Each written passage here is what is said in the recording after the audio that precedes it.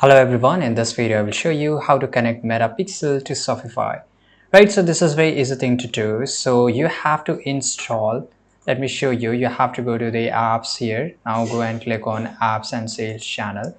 Now here you have to install Facebook and Instagram. So just for you guys, I will uninstall this and I will install it once again and I will show you each and every process once again, okay? So here I have uninstalled it. Now I have to just go and click on Shopify App Store. Here automatically you will get this option of Facebook and Instagram. If you don't get it, you can always search for it. Now just click on here, click on install. Again, click on install. Now here you have to go and click on get started. But there's some issue if if you face this issue that Facebook and Instagram not getting connected, then you can just go and click on get started here, because in some countries shop and ads is not available. Only ads is available in every country. So that's why, and here the get started means it is about shop and ads. So here you have to go and click on get started.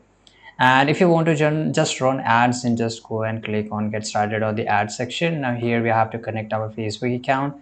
I've already signed in into my Facebook account, that's why I'm just getting a directly option here. Now I will get this option of business portfolios. So as you know that you can just create it. If you want, you can create it. It will just take a few seconds. I just created it now, and here you have to just go and select maximum and click on save, right? And here this is Facebook pixel. Now go and click on connect here. I agree, click on submit for review, right? And it will load for a few seconds. You have to just wait.